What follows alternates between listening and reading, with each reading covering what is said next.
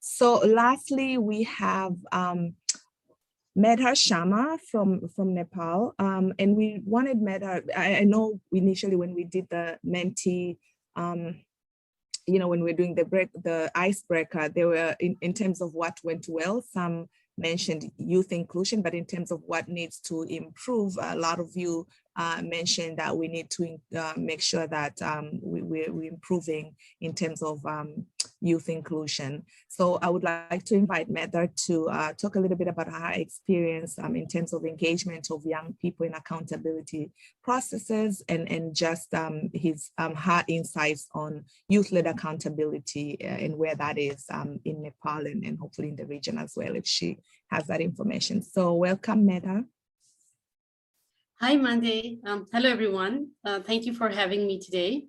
So you see, today's young people are going to graduate their youth age along with some important global mechanisms like SDG or ICPD plus 35 or FP 2030. So whatever is going to be decided in these platforms, we young people are going to bear the consequences the most, like whether it's good or bad. So undoubtedly, it's imperative that young people are not only engaged in the commitment process, but also seen as the torch bearers in the accountability mechanism as well. Unfortunately, we are not there yet. At least for Nepal, I can say that youth engagement is being accepted now more than ever, with young people's roles slowly evolving from beneficiaries to contributors, and that's great.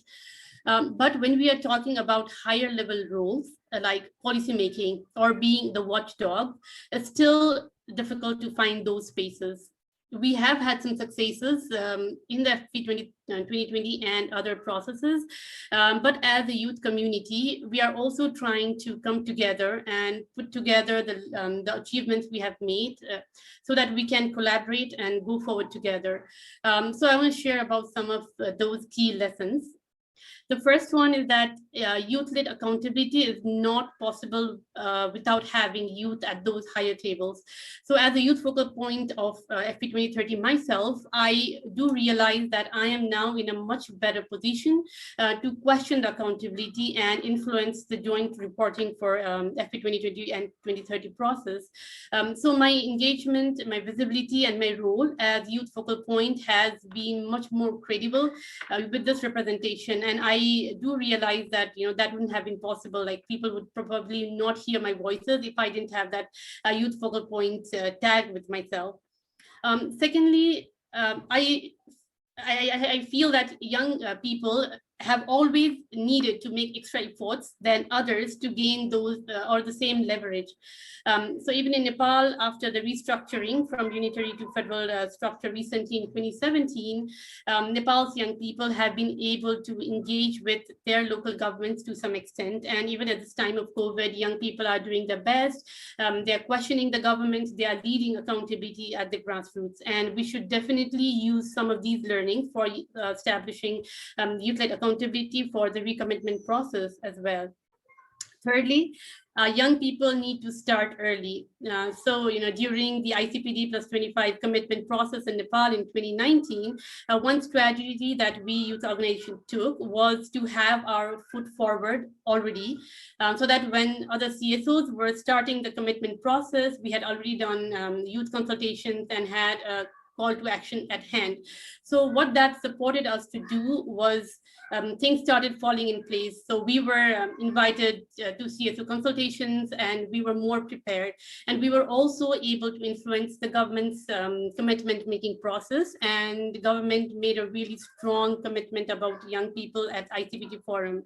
And not only that, Nepal saw really great engagement of youth in Nairobi as well. And even after the return, we young people have been able to follow up. So we meet every 6 months and try to track the commitments that's been made by the government and the civil society organization. And we think that we could be engaged in all the process throughout just because we were able to start early. Finally, even small investment in capacity building of young people yields much more. So during Nepal's CEDAW review process in 2018, one interesting thing happened was one organization offered capacity development for the CEDAW process to all the participants. And at that time, it was also one of the biggest festivals of Nepal. So many organizations decided to attend the main event only and not participate in the capacity development process ahead. But we young people, we decided to give up the festivals, and we reached the place earlier, and then we participated in the capacity development. And what that did was it provided us with much more confidence, and we were able to influence the advocacy process of the CEDAW. And as a result, that year, CEDAW saw strongest youth participation from Nepal, and that was not only admired by other CSO partners, but by the CEDAW committee itself as well. So, that's about investing in young people.